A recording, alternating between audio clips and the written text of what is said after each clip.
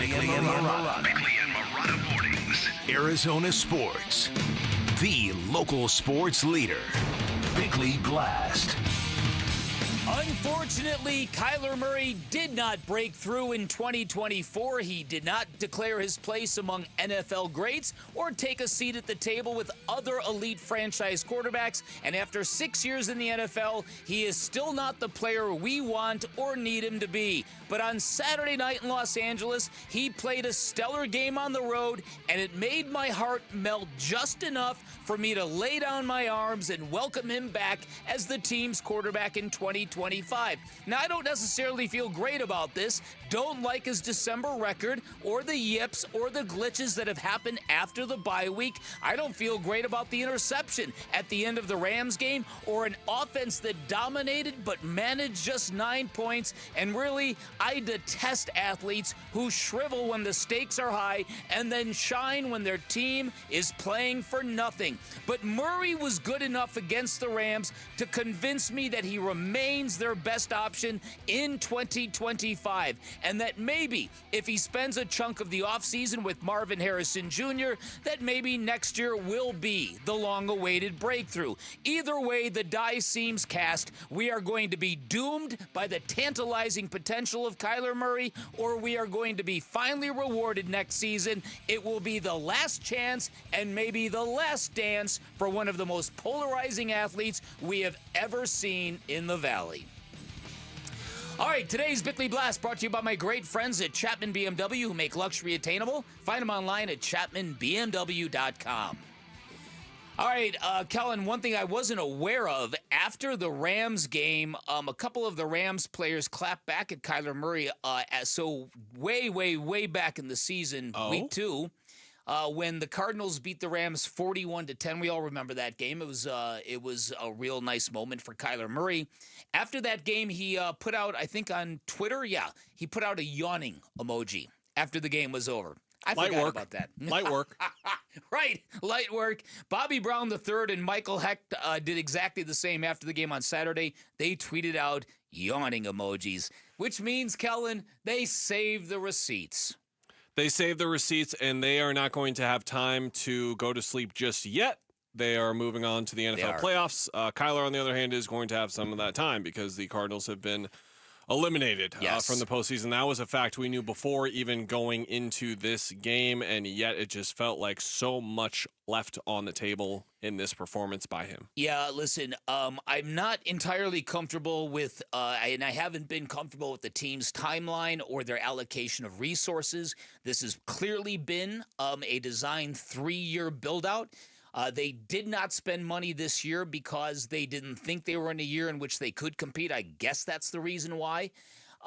But it's leaving this team, assuming this team that Marvin Harrison Jr. was going to give you the weapon on the edge that you so sorely needed, not spending for a pass rusher either, really kind of hamstrung this team in a year when, in retrospect, they could have won this thing. They could have pulled this thing off.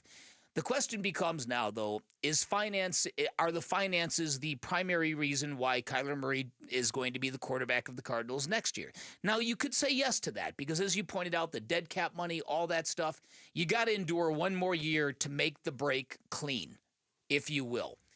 But at the same time, I hate that being the reason why you are sticking with a guy. So I've been on this tangent for a couple weeks now of, you got to bring in somebody to challenge him for this job. I don't care what veteran you pick. You go find somebody that you can spend for in the $5 to $8 million range, and just somebody who gives you an option, maybe a different lane or route to get into. Watching Kyler on Saturday made me kind of realize, as I said in the blast, I don't know if there's a better option out there. But the question then becomes, what do you do if next year is no different? And how do you contingency plan for the quarterback position at that point in time? And the tricky part of this is teams in situations where they need a quarterback, right? Like Atlanta was a weird one because not only did they sign Kirk Cousins, but when they drafted Penix, their team is sort of built to win right now. The Cardinals are not built to win right now. They're built to win in a couple of years.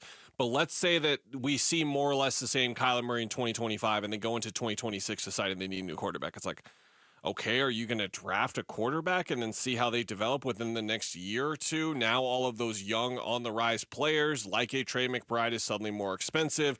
Garrett Williams is now more expensive. Darius Robinson is now more expensive.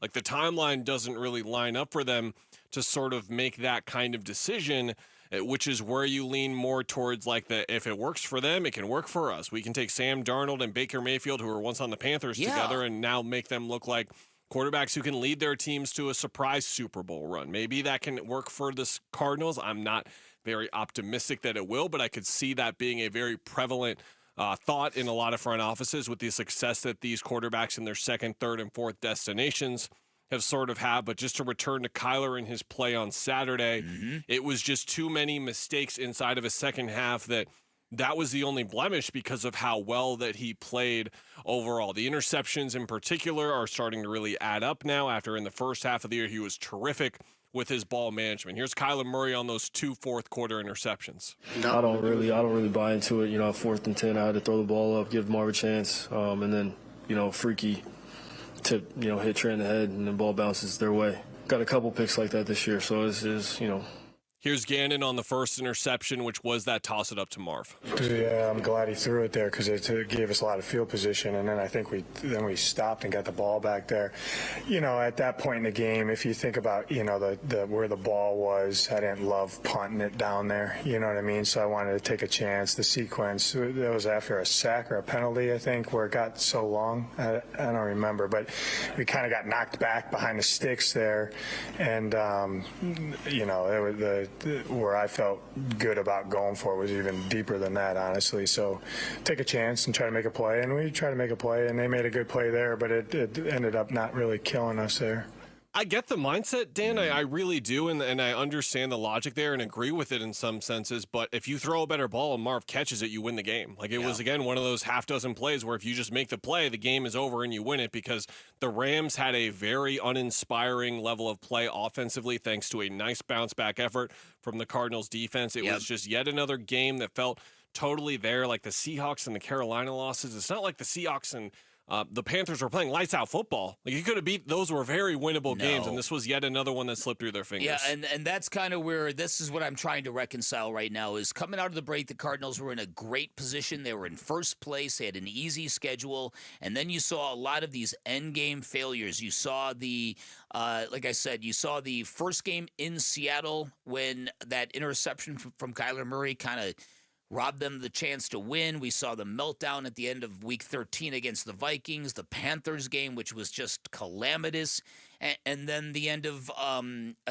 some other games as well, including this Rams game here. So you wonder, okay, why is it? What was it about those games? Was it the pressure of those moments that got to Kyler Murray that made him glitch? How do you avoid that in the future? And what explains the marked difference in intensity the team in some showed Saturday versus what they showed against the Seahawks twice and what they showed against Carolina? I'm having a hard time with the latter. I'm really not sure how you'd get that kind of variance. The bigger thing is, I think, is if you look at Saturday's game, the one thing that kind of made me feel good is that potential game-winning drive, they did get whatever they want, and they did move down the field very, very efficiently, and they did it without James Conner. That was something I did not think they were capable of doing. And you're talking about an offense now that's got their franchise left tackle in place in Paris Johnson Jr. They've got their tight end, Trey McBride and James Conner, so their top weapons are in place. Marvin Harrison Jr., if he begins to develop, you can see a runway where this team might take off, but they better make it happen next year, because if they're going to convince people, hey, look, we're just like the Detroit Lions. We went from a handful of wins to 8 or 9 wins to the playoffs. Boom, boom, boom. That next step, they got to take it. I don't know how they're going to do it. Yeah, and Dan, it wouldn't really matter if the pieces were in place anyway or not, but if you look at this make-or-break year, year 4 of this make-or-break year for Kyler Murray that's coming up next year, like the pieces are in place for him to succeed. All right. Thanks for watching Bickley and Murata. Click to see the latest Bickley Blast and hit the button in the middle to subscribe to Arizona Sports.